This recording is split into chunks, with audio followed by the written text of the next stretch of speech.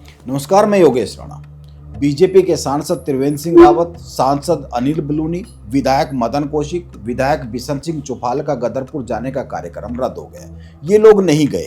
इन लोगों को आज गदरपुर में जाना था, अरविंद पांडे के साथ एक मीटिंग करनी थी। अरविंद पांडे बीजेपी में पिछले लंबे समय से एक विद्रोही तेवर अपनाए हुए हैं और अभी हाल ही में गदरपुर में उनके कैंप कार्यालय पर जो अवैध अतिक्रमण का नोटिस चिपका है, उसके बाद तो हालात और ज्यादा बिगड़ते हुए दिख रहे हैं। अरविंद पांडे मुखर जो बीजेपी का मौजूदा नेतृत्व है उसके विरोध में होते हुए दिख रहे हैं। अरविंद पांडे और मुख्यमंत्री पुष्कर सिंह धामी के बीच में संबंध बहुत मधुर नहीं है और ये संबंध अब इतने तल्ख होते हुए दिख रहे हैं कि बात आमने सामने की आ गई है।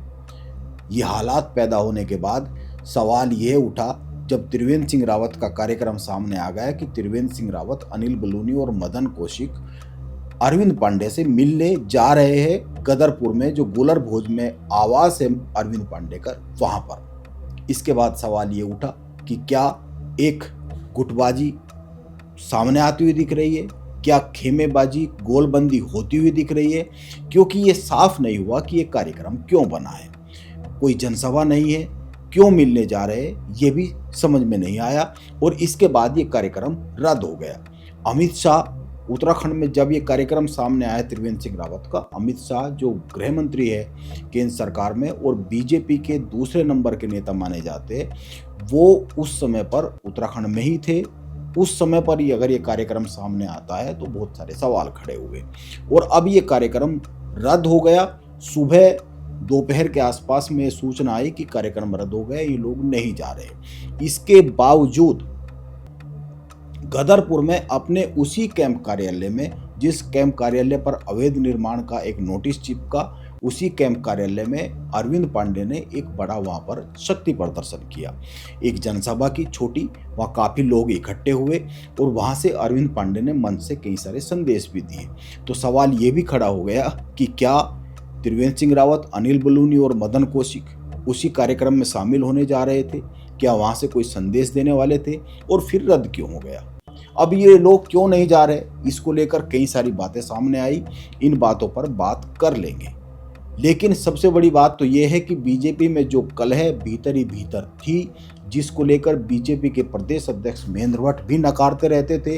अनुशासनात्मक बात होती रहती थी कि पार्टी अनुशासन से चल रही है और बात ये होती थी कि जब भी कोई ऐसी बात आती थी तो ये कहा जाता था कि लोकतांत्रिक प्रक्रिया है, अपनी बात रख रहे हैं। लेकिन त्रिवेंद्र सिंह रावत का कार्यक्रम बनने के बाद और रद्द होने के बीच में कुछ ऐसी घटनाएं घटी है जिनको अब नजरअंदाज नहीं किया जा सकता।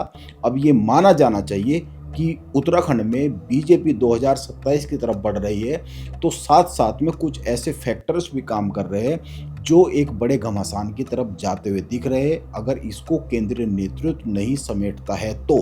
क्योंकि त्रिवेंद्र सिंह रावत के कार्यक्रम बनने के साथ ही यह बात सतह पर आ गई कि कलह तो है, भले ही त्रिवेंद्र सिंह रावत, अनिल बलूनी, मदन कौशिक का अरविंद पांडे के घर पर जाने का कार्यक्रम रद्द हो गया।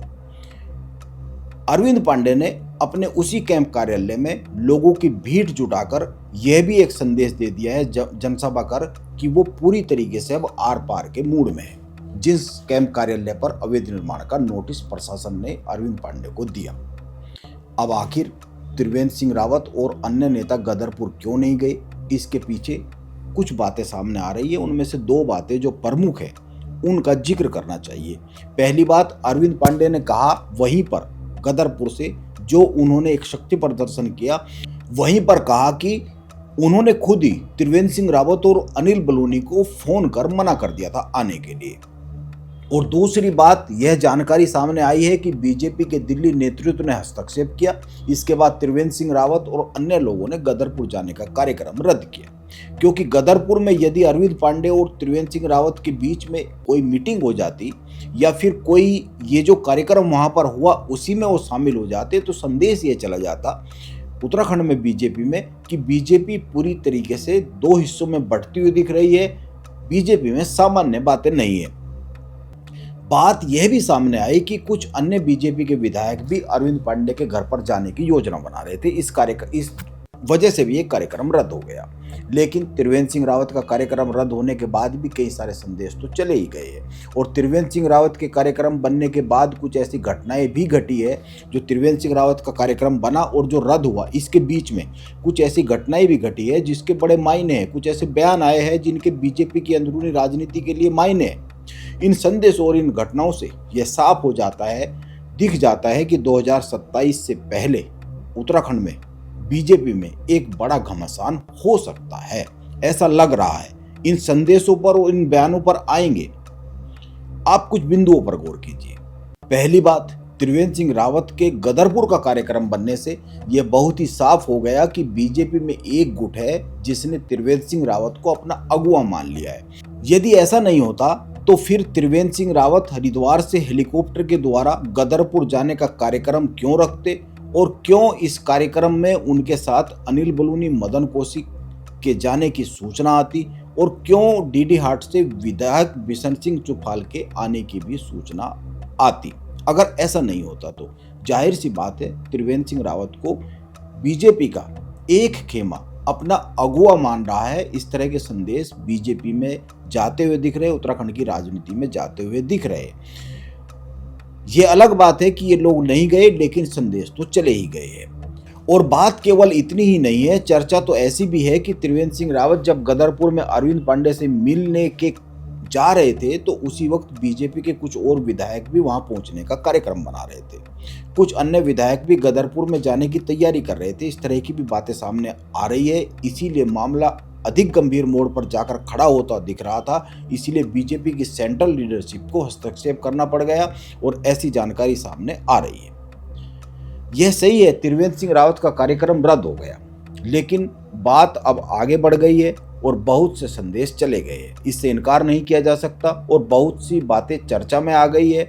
इसीलिए अब बात केवल अरविंद पांडे के घर पर त्रिवेंद्र सिंह रावत, अनिल बलूनी या मदन कौशिक के जाने भर की नहीं रह गई है, इससे भी आगे आ गई है। क्योंकि बीजेपी में कुछ और बयान भी सामने आए हैं जिन पर गौर किया जाना चाहिए। और ये बयान यह बताने के लिए काफी है कि बीजेपी में कलह की जो लाइन है वो गहरी होती जा रही है। इस लाइन को बीजेपी का केंद्रीय नेतृत्व कैसे पाटेगा यह तो पता नहीं, लेकिन बीजेपी के किच्छा से जो पूर्व विधायक है राजेश शुक्ला, उन्होंने मीडिया से बातचीत की है और मीडिया से बातचीत में 5-6 ऐसी बातें कही है जो यह सवाल उठाने पर मजबूर कर रही है कि क्या बीजेपी में आने वाले समय में एक बड़े घमासान की पटकथा लिखी जा रही है, रूपरेखा लिखी जा रही है, शुरुआत हो रही है।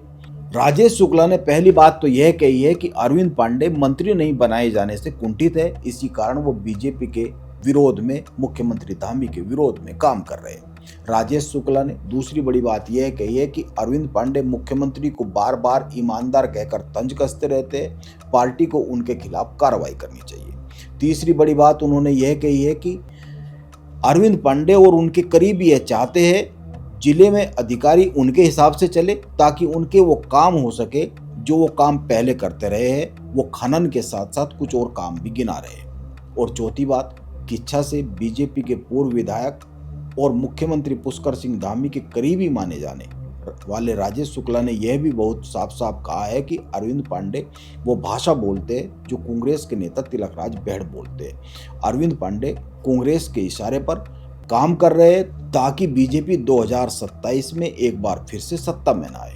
और पांचवी बात, अरविंद पांडे मुख्यमंत्री धामी को कमजोर करना चाहते हैं ताकि बीजेपी की सरकार एक बार फिर से न बने। और छठी बात, उत्तराखंड में एक गिरोह सक्रिय है। अरविंद पांडे ने 2022 में खटीमा से मुख्यमंत्री धामी को हराने का काम किया, किच्छा से उनको हराने का काम किया और हरिद्वार ग्रामीण विधानसभा सीट से यतीश्वरानंद को हराने के लिए काम किया। नहीं तो अगर मैं कच्चा चिट्ठा खोलने पा जाऊंगा तो इन लोगों के मिनिस्टर रहते जो कारनामे इन्होंने बाजपुर में किए पूरे प्रदेश को पता है, और जो इनका अनुशासन है ये पूरे प्रदेश को पता है, इनकी ईमानदारी पूरे प्रदेश को पता है, इनका चरित्र पूरे प्रदेश को पता है। जो आज चरित्र सर्टिफिकेट बांट रहे हैं सीएम को, अधिकारियों को, लेकिन इनका क्या चरित्र है? एक दिन मैं तो चाहूंगा एक दिन इसी पे डिबेट हो जाए, किसी दिन एक दिन बैठे हम बताएंगे लाइन से कि क्या क्या कारनामे हैं। लेकिन अगर उनको इतना भाजपा खराब लग रही है, इतना मुख्यमंत्री खराब लग रहे हैं, इतना ये घुटन उनको हो रही है, इतना कांग्रेस उनको प्रेम हो रहा है, तो जब आखिर अंदर खाने तो मिले हुए हैं ही हैं, यहाँ बिहार को जिताने के लिए मदद करने लोगों को भेजते हैं, वहाँ गदरपुर में होली मिलन में बुला के कहते हैं कि कौन किस पार्टी में जाएगा पता नहीं, चुनाव आने दो। तो जब इतना प्रेम है तो आप चले जाइए उन्हीं के साथ। लेकिन यहाँ रहते हुए आप जो भाषा बोल रहे हो कांग्रेस की, ये भाषा का अब पर्दाफाश होगा। मैं पूरे प्रदेश में जाऊंगा। मुख्यमंत्री जिस दिन मुख्यमंत्री बने थे पहली बार, उसी दिन इन लोगों की छाती पे सांप लौट गया था उत्तराखंड में एक गिरोह के ऊपर। एक इनके जो आका लोग हैं, उसी समय से साजिश हुई कि मुख्यमंत्री को दोबारा मुख्यमंत्री न बनने दिया जाए। उन्हें उनके साथियों को हराने की साजिशें रची गई। यतीश्वरानंद जी के खिलाफ खड़ा किया गया बागी, मेरे खिलाफ खड़ा किया गया। वहां पार्टी के बड़े पदों पर बैठे हुए लोगों ने जो इनके गिरोह में शामिल थे, धामी जी को हराने की रणनीति में लग गए। धामी जी पूरे प्रदेश में भाजपा को लाने में लगे हुए थे और ये लोग भाजपा को हराने में लगे हुए थे। की इच्छा से बीजेपी के पूर्व विधायक राजेश शुक्ला के आरोप बहुत ही गंभीर है और ये आरोप यह बताने के लिए काफी है कि बीजेपी में चल क्या रहा है। राजेश शुक्ला के आरोपों के बाद यह बहुत ही साफ हो जाता है कि बीजेपी में एक लाइन खिंच गई है, जिसके एक तरफ सांसद त्रिवेंद्र सिंह रावत और उसके पीछे कुछ लोग खड़े हुए दिख रहे हैं और दूसरी तरफ मुख्यमंत्री पुष्कर सिंह धामी और उसके पीछे कुछ लोग खड़े हुए दिख रहे हैं। यह बात इसलिए कही जा सकती है क्योंकि यदि ऐसा नहीं होता तो त्रिवेंद्र सिंह रावत, अनिल बलूनी और जो कुछ अन्य लोगों का यह जो गदरपुर का कार्यक्रम बना अरविंद पांडे से मिलने का, इसको लेकर स्थिति बहुत साफ होती। जाने के कार्यक्रम भी बहुत साफ होते कि आखिर कार्यक्रम क्यों बन रहा है और रद्द होने के बाद की स्थितियां भी बहुत साफ होती। और यदि त्रिवेंद्र सिंह रावत का यह दौरा किसी शांति समझौते को लेकर था, अरविंद पांडे को समझाने को लेकर था, या फिर बीजेपी ने ही ये दौरा तय किया था प्रदेश के नेतृत्व से या केंद्र के नेतृत्व से बातचीत होने के बाद, तो यह भी तस्वीर साफ होनी चाहिए थी। अगर साफ होती तो बहुत सारे सवाल ना उठते जो अब उठ गए। आखिर उनको दौरा क्यों तय करना पड़ा और क्यों रद्द करना पड़ा, क्यों बीजेपी की केंद्रीय टीम को हस्तक्षेप करना पड़ा। सवाल तो यह भी उठ रहा है कि अब होगा क्या अरविंद पांडे पर अनुशासनात्मक कोई कार्रवाई होगी, या फिर बात कुछ दिनों के लिए शांत हो जाने वाली है, या फिर त्रिवेंद्र सिंह रावत कुछ दिन बाद फिर अरविंद पांडे के घर पर जाकर मिलेंगे। सवाल बहुत सारे हैं, लेकिन त्रिवेंद्र सिंह रावत, अनिल बलूनी और मदन कौशिक के कार्यक्रम रद्द होने का एक बड़ा संदेश यह बीजेपी में जाता हुआ दिख रहा है कि केंद्रीय नेतृत्व अब पूरी तरीके से इस पर नजर रख रहा है, अलर्ट हो गया है। वो नजर रखे हुए इसीलिए यह देखना होगा कि आने वाले समय में क्या होता है। क्या अरविंद पांडे पर कोई अनुशासनात्मक एक्शन लिया जाता है या फिर बीच का कोई रास्ता निकाला जाता है। अब ये जो हालात बनते जा रहे हैं, इनको बीजेपी का प्रदेश नेतृत्व या केंद्रीय नेतृत्व कैसे निपटेगा, क्या कोई बड़ा संदेश दिया जाएगा, ये आने वाले वक्त में पता चलेगा। नमस्कार, मैं योगेश राणा।